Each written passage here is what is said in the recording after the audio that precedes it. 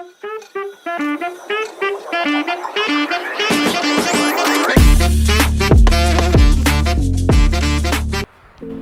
दोस्तों, आज अपन बात करेंगे जनरल सर्जरी, यानी कि पेशेंट अपने पास आया है और पेरी ऑपरेटिंग नर्सिंग केयर हमें क्या क्या करनी है, कौन कौन से जो सर्जिकल चीज़ें हैं जो पेशेंट को रिक्वायर होती हैं। स्पेशली जो बात करने जा रहे हैं न्यूट्रिशन के बारे में, यानी कि एक सर्जिकल पेशेंट में न्यूट्रिशन का कैसे असेसमेंट करते हैं, क्या इसका रोल है, कैसे अपन न्यूट्रिशन देते हैं, कैसे एंट्रल देते हैं और किस तरीके से पेरेंटल देते हैं, कैसे देंगे, कितना देना है, क्या कॉम्प्लिकेशंस हैं, क्या प्रोसीजर है और इस प्रोसीजर में किसका उपयोग होगा। तो सारी जानकारी जो है आपके लिए लेके आया हूं।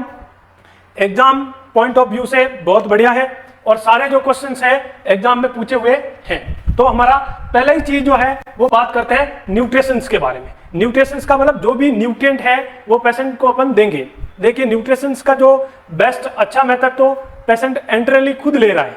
तो अब सर्जिकल पेशेंट है, खुद एंट्रली ले नहीं पा रहा है, तो हमें उसको हम सर्जिकल मेथड से कैसे उसको इंट्रोड्यूस करते हैं। तो देखिएगा, यदि कोई पेशेंट को अपन न्यूट्रिशन थेरेपी दे रहे हैं, यानी कि सर्जिकल पेशेंट को अपन बाहर से न्यूट्रिशन दे रहे हैं, जो उसका जो बेस्ट मेथड है, सबसे जो बेस्ट तरीका है असेस करने का कि जो अपने सर्जिकल पेशेंट्स को न्यूट्रिशन दिया वो सफिशिएंट है कि नहीं है, उसके लिए बेस्ट पैरामीटर क्या रहेगा? बेस्ट पैरामीटर रहेगा सीरम एल्बुमिन। क्या रहेगा? Serum albumin. सीरम एल्बुमिन जो है इसके लिए क्या रहेगा? सबसे बेस्ट रहेगा। ये पेशेंट के लिए क्या रहेगा? सबसे बेस्ट रहेगा। तो नेक्स्ट बात करते हैं, यदि माल न्यूट्रिशंस, यदि पेशेंट माल न्यूट्रिशंस रहेगा तो उसको बहुत सारी प्रॉब्लम है, वुंड हीलिंग करने में दिक्कत है, पेशेंट को और भी रिकवरी जो है पुअर हो जाती है। तो न्यूट्रिशंस का जो रोल है वो बहुत अहम रोल है। यानी कि माल न्यूट्रिशन यूनिवर्सल स्क्रीनिंग टूल, यानी कि सर्जिकल जो पेशेंट्स है उसके अंदर अपन उसको माल न्यूट्रिशन को, यानी कि न्यूट्रिशन की कमी को असेस करने के लिए हमारे पास एक स्क्रीनिंग टूल है। इस स्क्रीनिंग टूल को अपन बोलते हैं मस्ट। मस्ट का मतलब है माल न्यूट्रिशन यूनिवर्सल स्क्रीनिंग टूल। ये एक क्लिनिकल टूल है, ये हमें माल न्यूट्रिशन को असेस करने में मदद करता है। यानी कि जो पेशेंट सर्जिकल है उसका अपन मस्ट जो टूल है उसके जरिए अपन असेस करेंगे कि ये कहीं माल न्यूट्रिशन की कैटेगरी में तो नहीं चला गया है। तो ये भी क्वेश्चन पूछा हुआ है कि माल न्यूट्रिशन को अपन असेस करने के लिए कौन से टूल का इस्तेमाल करते हैं। और इस टूल के अंदर देखते क्या है? इस टूल के अंदर अपन देखते हैं BMI, यानी कि body mass index. Body mass index जो भी है वो अपन पेशेंट का क्या करेंगे, जो बात कर रहे थे कि जो मस्ट टूल है, ये तो जो टूल है ये माल न्यूट्रिशन को असेस करने का टूल है, जिसके अंदर अपन देखते हैं BMI, body mass index. Patient का बॉडी मास इंडेक्स निकालेंगे, पेशेंट का weight in KG, height metre square, height को मीटर स्क्वायर से अपन असेस करेंगे। जो नॉर्मल बॉडी मास इंडेक्स है उसको अपन नॉर्मल में काउंट करेंगे। लगभग 18 to 25 को अपन कंसीडर करते हैं नॉर्मल। यदि 18 से कम आता है अपन उसको अंडर न्यूट्रिशन को कैटेगरी देते हैं। तो BMI जो है पेशेंट का अपन चेक करेंगे और BMI को चेक करने का जो फॉर्मूला है बॉडी मास इंडेक्स, यानी कि weight in KG, height in metre square. इसे अपन पता कर लेंगे पेशेंट का BMI यदि कम है, 18 से कम आ रहा है तो पेशेंट को रिस्क है, वो माल न्यूट्रिशन की कैटेगरी में है। और यदि BMI 18 से ज्यादा है, यानी कि 18-20 से भी प्लस है, तो इसका मतलब पेशेंट का BMI अच्छा है। दूसरा जो टूल है, दूसरा जो अपन टूल मालूम करेंगे, weight loss in 3 to 6 month. अपन एक पेशेंट का चार्ट बनाएंगे और उस चार्ट के अंदर देखेंगे कि जो लास्ट 3 to 6 मंथ पेशेंट का जो वेट है वो कितना लॉस हुआ, और इसका अलग अलग कैटेगरी देते हैं और इसके हिसाब से इसका नंबरिंग करते हैं। तीसरा जो टूल इसके अंदर देखेंगे, एक्यूट डिजीज इफेक्ट। जो एक्यूट डिजीज हुई है उसका इफेक्ट पेशेंट के वेट पे कितना है, इसका भी अपन नंबरिंग देते हैं और इसका टोटल मस्ट का कैलकुलेशन निकालते हैं और फिर इसको कैटेगरी देते हैं कि कौन सी कैटेगरी है। रेड कैटेगरी है तो पेशेंट रिस्क है, येलो कैटेगरी है तो ठीक ठाक है, और येलो से कम है यानी कि अच्छा परफॉर्मेशन है, तो ब्लू है तो कोई माल न्यूट्रिशन की दिक्कत नहीं है। तो मस्ट के अंदर, सर्जिकल पेशेंट के अंदर मस्ट माल न्यूट्रिशन यूनिवर्सल स्क्रीनिंग जो टूल है ये पेशेंट को क्लिनिकली हमें असेस करने को मदद मिलती है। और ये क्वेश्चन कई बार पूछा हुआ है कि ये अपन एक सर्जिकल पेशेंट्स का कैसे माल न्यूट्रिशन का असेस करेंगे। तो ये रहता है अपने लिए बहुत इंपॉर्टेंट क्वेश्चन। नेक्स्ट देखिएगा, अब देखिएगा जो अपन दे रहे हैं न्यूट्रिशन, एक दे रहे हैं एंट्रल, एंट्रल का मतलब जीआई ट्रैक से, एक दे रहे हैं पेरेंटल, पेरेंटल का मतलब क्या हो गया कि अपन वीनस एक्सेस से दे रहे हैं, यानी कि वीनस के अंदर अपन इन्वेजिव प्रोसीजर से उसको दे रहे हैं। जो एंट्रल है, जो अपन जीआई सिस्टम से देते हैं, जो एंट्रल है, इसके अंदर कुछ जो मेथड्स है वो हमें फॉलो करने हैं कि कौन कौन से जो मेथड्स है जो एंट्रल है। यानी कि मैं पहले आपको एक डायग्राम दिखा देता हूं, इसको बता देता हूं कैसे कैसे अपन इसको कहते हैं। एंट्रल का मतलब क्या हो गया, जीआई सिस्टम। जीआई सिस्टम का मतलब क्या हो गया, जो भी खाना है हमारे स्टमक, हमारे स्मॉल इंटेस्टाइन और उसके थ्रू जो है जाएगा, इनकी जीआई सिस्टम को फॉलो करेगा, उस रूट को अपन क्या बोलते हैं, एंट्रल न्यूट्रिशन। और जो रूट अपन आईवी तरीके से देते हैं उसको क्या बोलते हैं, पेरेंटल रूट। तो एंट्रल रूट का मतलब क्या है, पेरेंटल रूट का मतलब क्या है। अगली जो बात, अब एंट्रल पेरेंटल में कौन कौन सी चीजें आती है, nutrition given via GI tract, ये जीआई ट्रैक के द्वारा दिया जाता है। ये किससे दिया जाता है, वेन के थ्रू। अपन जो भी है वो वेन के अंदर इंट्रोड्यूस करेंगे और सीधा जो न्यूट्रिएंट है वो किसमें चला जाएगा, वेन, और वेन से फिर सर्कुलेशन और पूरे ब्लड सर्कुलेशन। दूसरा जो है वो अपन बात करते हैं कि जो ट्यूब फीडिंग है, यानी कि जो भी अपन ट्यूब से देते हैं, मान लीजिएगा अपने नेजोगैस्ट्रिक ट्यूब से दिया, एनजी ट्यूब से दे दिया, जेजे ट्यूब से दे दिया, जेजुनोस्टोमी ट्यूब से दे दिया, और अपन endoscopic percutaneous endoscopic gastrotomy feeding, यानी कि अपन ने डायरेक्ट जो है स्टमक पे ओपनिंग करके सीधा जो है ओस्टोमी बना के वहां से दे रहे हैं। ये तब देंगे जब अपर जीआई सिस्टम यानी कि माउथ और इसोफेगस में कोई सर्जिकल करेक्शन करना है या कोई तरह का ऑब्स्ट्रक्शन या ट्रोमा है, तब अपन पेशेंट को अपन देते हैं percutaneous endoscopic gastrotomy tube feeding. देखिए गौर करके देखिएगा, ज्यादातर ये जो मेथड इस्तेमाल किया जाता है, ये क्या जाता है, oral cancer, head and neck के जो कैंसर है उन पेशेंट में पोस्ट ऑप जो रहता है वो ज्यादातर अपन परक्यूटेनियस एंडोस्कोपिक गैस्ट्रोटोमी जो करके ओपनिंग करके इससे अपन जो है फीडिंग देते हैं। अगला फीडिंग जेजुनेस्टोमी, अपन जेजुनेस्टोमी यानी कि डायरेक्ट जो ओपनिंग करके जेजुनम के अंदर तब देते हैं। ये ज्यादातर जो इलियम और डोडिनम और इलियम के अंदर जो प्रॉब्लम है उसका जो यदि अपन ने कोई तरीके का अल्सर है या उसमें कोई सर्जिकल करेक्टिव करना है तब अपन किस में देते हैं, जेजुनम के अंदर, यानी कि स्मॉल इंटेस्टाइन का जो पार्ट है जेजुनम उसके अंदर देते हैं, इसलिए इसको क्या बोला, जेजुनेस्टोमी, यानी कि डायरेक्ट जो ओपनिंग है वो अपन जेजुनम के अंदर कर रहे हैं। अब पेरेंटल जो न्यूट्रिशन है वो वेन के थ्रू दे रहे हैं, और ये दो, इसके मोस्टली दो तरीके। एक पहला तरीका है यदि पेशेंट को शॉर्ट टाइम देना है, यानी कि शॉर्ट ड्यूरेशन में देना है, तो अपन ज्यादातर या पेशेंट को आज का या कल का ही जरूरत है तो अपन पेशेंट को आईवी कैनुलाइजेशन के द्वारा दिया जाता है। यानी कि एक जो पेशेंट है उसको लार्ज बोर कैनुला लगाएंगे और लार्ज बोर कैनुला से ही अपन उसको क्या दे देंगे, अपन पेरिफेरल पेरेंटल न्यूट्रिशन दे देंगे। मोस्टली जो कैनुला है वो 18 गोज से अपन नीचे रखते हैं, यानी कि 18 गोज से नीचे रखेंगे, यानी कि उसका जो गोज है वो 18 से डाउन होना चाहिए। ज्यादातर जो है 18 गोज कैनुला इस्तेमाल होता है और 18 गोज से अपन जो है पेशेंट को न्यूट्रिशन दे सकते हैं। यदि इससे बाद में 18 के बाद में 22 जो कैनुला है उसका उपयोग नहीं करते, क्योंकि उसका डायमीटर छोटा होता है, तो ऑक्लूजन होने का खतरा है और जो भी फीड है वो स्टॉप हो सकती है।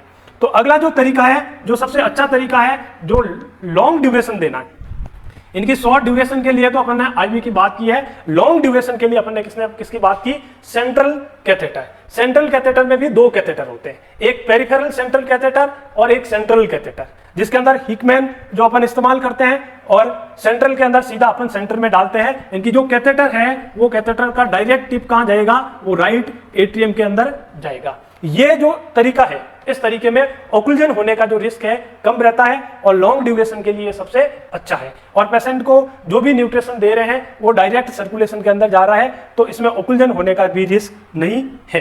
तो ये दो तरीके हो गए, इनकी एंट्रल और पेरेंटल। अब मैं आपको दिखाता हूं एक डायग्राम के थ्रू, इनकी एक जो डायग्राम दिखाऊंगा जिससे आपका सारा जो कंक्लूजन है वो क्लियर हो जाएगा।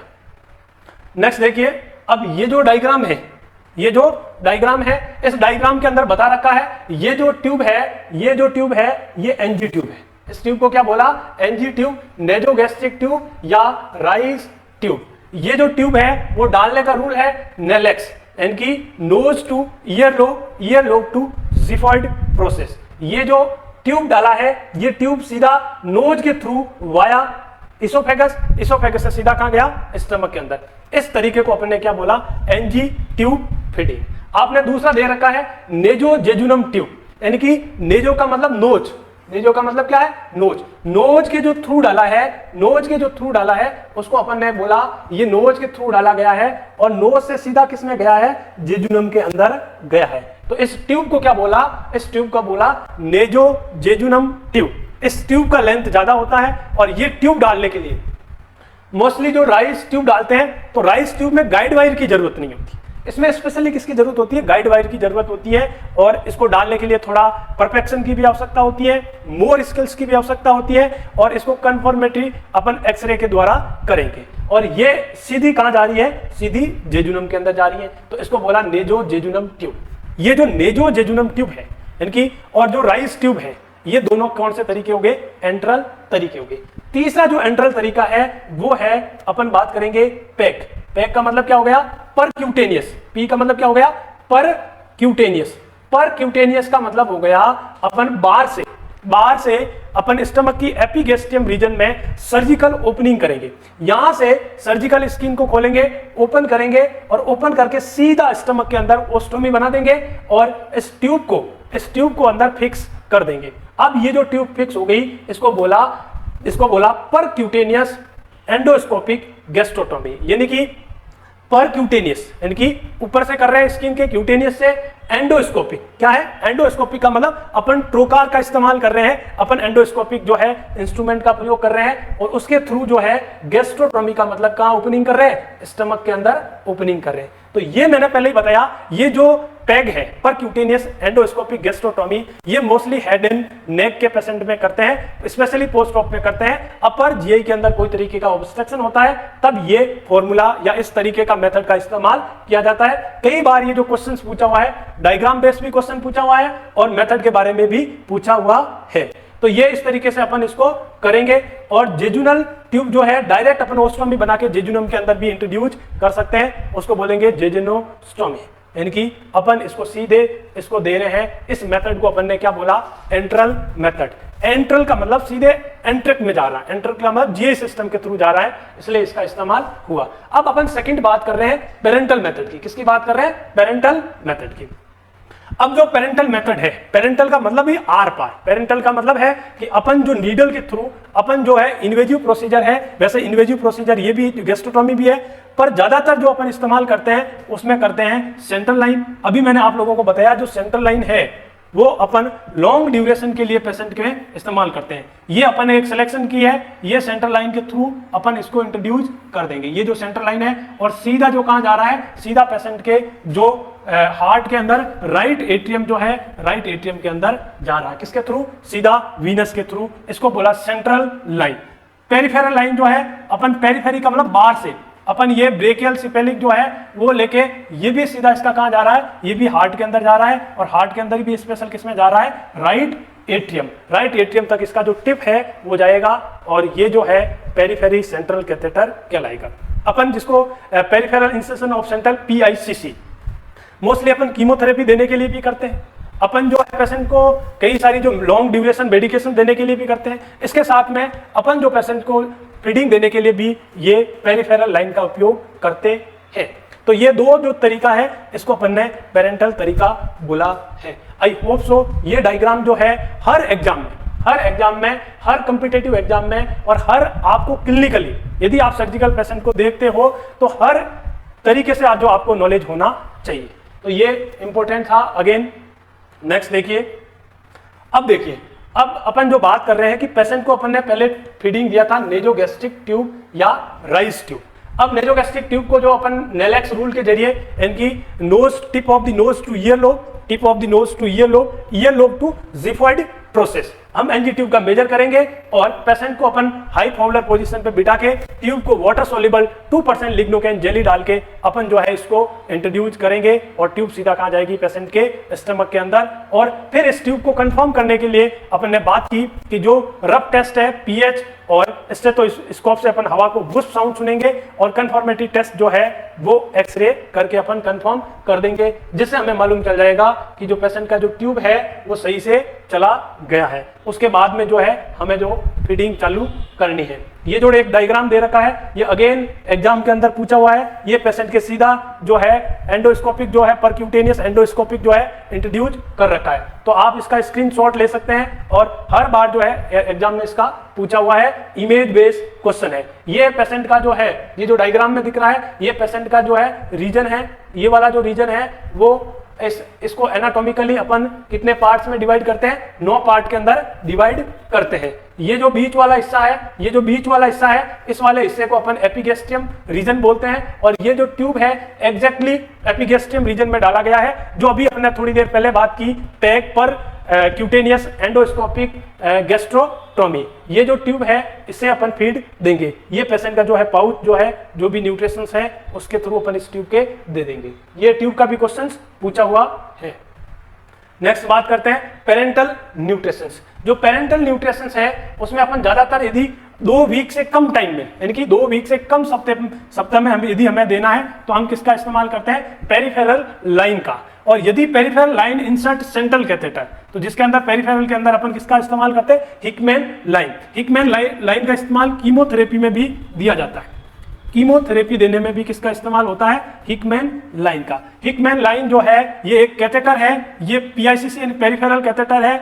और अपन जो है इस कैथेटर का टिप यानी कि पेरिफेरी से कहां जाएगा, सीधा पेरिफेरी से कहां जाएगा, राइट एट्रियम में जाएगा। दूसरी बात करते हैं सेंट्रल पेरिफेरल कैथेटर के। इनकी सेंट्रली जो है अपन उसको सीधा डालेंगे, इनकी सेंट्रल में डालेंगे। नेक रीजन से डालते हैं मोस्टली, और ज्यादातर लॉन्ग ड्यूरेशन के लिए। मैंने कहा शॉर्ट ड्यूरेशन के लिए अपन इसका इस्तेमाल करेंगे, और लॉन्ग ड्यूरेशन के लिए लंबे समय तक यदि पेशेंट को न्यूट्रिशन देना है, पेशेंट को टीपीएन देना है, टोटल पेरेंटल न्यूट्रिशन देना है, तो अपन सेंट्रल लाइन का इस्तेमाल करते हैं। यानी कि सबसे मोस्ट कॉमनली जो यूज करते हैं इंटरनल जुगुलार वेन। किसका इस्तेमाल करते हैं, internal jugular when. Internal jugular when का इस्तेमाल किया जाता है, फिर सब क्लेवियन वेन का इस्तेमाल किया जाता है, फिर जो फीमोरल वेन का इस्तेमाल किया जाता है। फीमोरल से भी अपन जो है इंसर्ट करके सीधा जो हार्ट के अंदर कैथेटर डाल के अपन इसको देते हैं। तो आगे बात करते हैं। अब 1000 बार क्वेश्चन पूछा गया है कि अपन किसी पेशेंट को जब इस कैथेटर के थ्रू जो भी अपन फीड देंगे उसके क्या कॉम्प्लिकेशंस हैं, क्या उसके रहता है, और कौन सा मेथड किसके लिए बेस्ट है। तो पहला ही क्वेश्चन जो है, ये पहला ही क्वेश्चन इंपॉर्टेंट क्वेश्चन है for elective cases. Elective case जो सर्जरी है, अपन पढ़ी सर्जिकल रहे, तो इलेक्टिव जो केस है, इलेक्टिव केस के अंदर जो बेस्ट जो चॉइस है वो सब क्लेवियन वेन है। यानी कि इलेक्टिव सर्जिकल के लिए पेशेंट आया है तो अपन जो पेशेंट के अंदर है सब क्लेवियन वेन को बेस्ट करार देते हैं। उस वक्त जो है सब क्लेवियन वेन के थ्रू अपन कैथेटर को इंसर्ट करेंगे। दूसरा, फॉर ट्रोमा केसेस, यदि पेशेंट को ट्रोमा केस हुआ है, इमरजेंसी के अंदर आया है, तो इंटरनल जुगुलार वेन, ये internal jugular when, internal jugular when जो साइट है ये पेशेंट के लिए बेस्ट रहेगी। अगेन ये क्वेश्चंस पूछा हुआ है, ये सारे ही क्वेश्चन जो है पूछे हुए हैं कॉम्पिटिटिव एग्जाम के अंदर कि एक ट्रोमा पेशेंट है, एक पेशेंट को ट्रोमा हो गया, इमरजेंसी के अंदर आया, आरटीए का केस है, तो उस पेशेंट को कौन सी वेन के अंदर अपन न्यूट्रिशन के लिए कैथेटर डालेंगे, तो इंटरनल जुगुलार वेन। तीसरा question, highest chance of pneumothorax, यानी कि यदि अपन कैथेटर डाल रहे हैं तो इस कैथेटर के कॉम्प्लिकेशन भी हो सकते हैं। तो सबसे ज्यादा जो कॉम्प्लिकेशंस है, हाईएस्ट चांस है किसमें, न्यूमोथोरेक्स होने के, लंग्स पंचर होने को, तो वो कौन सी है, सब क्लेवियन वेन। सब क्लेवियन वेन के थ्रू यदि अपन ने कैथेटर डाला है तो न्यूमोथोरेक्स होने का हाईएस्ट जो चांस है वो रहेगा। तो ये भी क्वेश्चंस अगेन पूछा हुआ है। नेक्स्ट जो 4th नंबर क्वेश्चन है, most commonly use in vein, internal jugular vein, ये भी क्वेश्चन पूछा हुआ है। तो मोस्ट कॉमनली यानी कि ज्यादातर पेशेंट को अपन ने किसका उपयोग लेते हैं, इंटरनल जुगुलार वेन। ये भी क्वेश्चन रिपीटेटिव क्वेश्चन है। यदि पेशेंट को लॉन्ग टर्म न्यूट्रिशन देना है, यदि कि लंबे समय से देना है, सब क्लेवियन वेन इज द बेस्ट। यदि लंबे समय तक न्यूट्रिशन देना है, यानी कि कैंसर वगैरह का पेशेंट है और लॉन्ग टाइम से उसको एडमिट करने की जरूरत है, तो अपन उसका जो बेस्ट जो अच्छा मेथड है वो सब क्लेवियन इज द बेस्ट मेथड है। अगला जो क्वेश्चन है, risk for the thrombus. Thrombus बनने का जो हाईएस्ट रिस्क है वो है फीमोरल वेन। फीमोरल वेन के अंदर थ्रोम्बस बनने का, यानी कि उसके अंदर कोई तरीके का क्लॉट बनने का हाईएस्ट रिस्क है। अगेन ये भी क्वेश्चन पूछा हुआ है। Risk for infection is the highest with femoral when, यानी कि सबसे ज्यादा जो कैथेटर की वजह से रिस्क होने का खतरा जो है वो है फीमोरल वेन, फिर इंटरनल जुगुलार वेन, फिर सब क्लेवियन वेन, और लास्ट में क्या है, Hickman. Hickman line is the safest line. यानी कि ये जो है इसमें risk for the highest with femoral vein, then internal jugular vein, then subclavian and then Hickman line. तो ये सारे जो क्वेश्चंस हैं इंपॉर्टेंट है, अगेन इंपॉर्टेंट है, आप इनका स्क्रीनशॉट ले सकते हैं और ये एक इंपॉर्टेंट क्वेश्चंस रहेगा, राइट डाउन कर दीजिएगा इनको। नेक्स्ट, अब जो टोटल पेरेंटल न्यूट्रिशन दे रहे हैं इसके अंदर क्या क्या कंपोनेंट है, यानी कि अपन बार बार कभी लंबे समय से बात कर रहे हैं टीपीएन टीपीएन टीपीएन, यानी कि टोटल पेरेंटल न्यूट्रिशन। ये टोटल पेरेंटल न्यूट्रिशन में होता क्या है, 60% क्या होता है, कार्बोहाइड्रेट, यानी कि मेजर जो रोल है वो किसका है, एनर्जी का रोल है, कार्ब्स का रोल है, कार्बोहाइड्रेट का रोल है, जिसको अपन किस में बोलते हैं, डेक्सट्रेन। क्या आता है टीपीएन के अंदर, डेक्सट्रेन। तो 60% से ज्यादा हिस्सा किसका है, डेक्सट्रेन का हिस्सा है, यानी कि डेक्सट्रोज, यानी कि डायरेक्ट एनर्जी का हिस्सा है। 20% इसके अंदर क्या होता है, प्रोटीन होता है। 20% क्या होगा, प्रोटीन का हिस्सा होगा, और प्रोटीन के अंदर स्पेशली क्या होंगे, अमीनो एसिड्स होंगे। क्या होंगे, अमीनो एसिड। और 20% इसके अंदर क्या होगा, 20% इसके अंदर होगा लिपिड का रोल होगा। किसका रोल होगा, फैट का रोल होगा, यानी कि 20% फैट देंगे, 20% प्रोटीन देंगे, और 60% अपन क्या देंगे, उसको एनर्जी देंगे, कार्बोहाइड्रेट देंगे। ये जो फॉर्मूला है, ये अभी मैं आपको बताऊंगा टीपीएन बैग, ये जो फॉर्मूला है उस बैग के अंदर आता है, और ये सारे सेपरेट आते हैं, तीनों उसके अंदर क्या आते हैं, सेपरेट। फिर हमें क्या करना, यदि पेशेंट को सारी चीजें देनी है तो हम इसको मिक्स करते हैं, और यदि टीपीएन बैग में, यदि टीपीएन बैग के अंदर कोई तरीके का जो मिक्सिंग कर रहे हैं, यानी कार्बोहाइड्रेट, प्रोटीन और फैट, यदि इसमें किसी तरीके का परत नजर आ रहा है या जो अच्छे से मिक्सिंग नजर नहीं आ रहा है, इसका मतलब क्या है, जो टीपीएन बैग है वो आपका एक्सपायर भी हो सकता है, या जो फॉर्मूला फीड है वो जो है पेशेंट के लिए ठीक नहीं है, या फिर उसमें कोई क्लॉट बबल्स ऐसे नजर आ रहे हैं, तो भी अपन जो है सीनियर डॉक्टर या नर्स को इन्फॉर्म करेंगे, देन अपन उसको देंगे। ये सारी जानकारी मैं आपको आगे बताऊंगा। और इसके यदि हमें पेशेंट को, यदि मैंने कहा ना तीनों चीज होगी उसमें, मेजर हिस्सा कार्बोहाइड्रेट का होगा, 20% प्रोटीन और 20% किसका होगा, फैट का। अब मान लो किसी को डॉक्टर ने रिकमेंड किया है कि उसको फैट नहीं देना है, फैट फ्री देना है, तो अपन फैट वाले हिस्से को क्या करेंगे, उसमें से उसको अपन मिक्स नहीं करेंगे, बाकी वाले हिस्से को मिक्स करके दे देंगे, इनकी कार्ब्स और प्रोटीन को जो है मिक्स करके दे देंगे, फैट को मिक्स नहीं करेंगे। और सारी चीजें देनी है तो अपन इसको मिक्सअप कर देंगे। यदि फैट फ्री टीपीएन देना है, 3:1 में देना है, ओनली डेक्सट्रीन एंड अमीनो एसिड। ये भी क्वेश्चन पूछा गया है, 3:1, इसको बोलते हैं फैट फ्री टीपीएन। अगेन इसमें से कई बार क्वेश्चंस पूछा हुआ है, फिर भी इसका एक बार स्क्रीनशॉट ले लें। ये 1000 बार क्वेश्चंस पूछे हुए।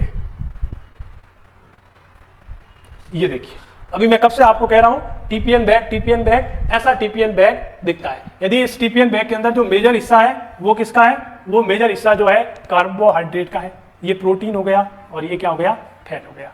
ये प्रोटीन और ये फैट, 3 बॉक्स आ गए ना, एक बॉक्स तो ये हो गया है ना, दूसरे वाला ये हो गया, और तीसरे वाला ये हो गया।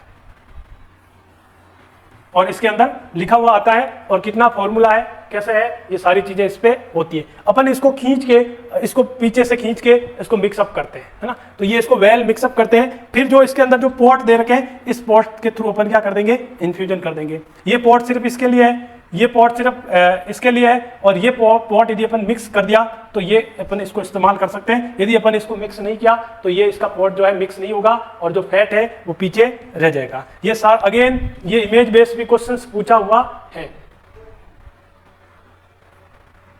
अब देखिए अगला next question, again important questions कि कॉम्प्लिकेशंस ऑफ टीपीएन। टीपीएन के क्या क्या कॉम्प्लिकेशंस हो सकते हैं, और कॉम्प्लिकेशन भी कैसा, catheter related complications are most common. सबसे ज्यादा जो कॉम्प्लिकेशंस है वो कैथेटर एसोसिएट है, जो अपन ने कैथेटर डाला है।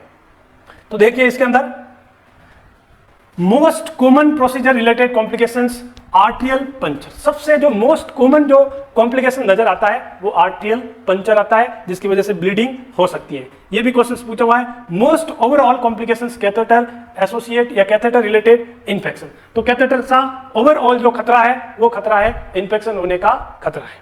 तीसरा most dangerous complications is the tension pneumothorax, यानी कि अपन गलती से मिस्टेक, यानी कि कोई मिस्टेक हो गई तो अपन उसको कॉम्प्लिकेशंस बोलते हैं।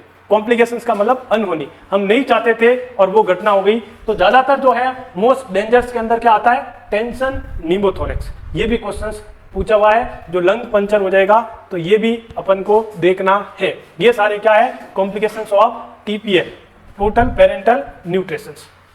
ले लें, इसका स्क्रीनशॉट ले लें। नेक्स्ट देखते हैं रीफीडिंग सिंड्रोम।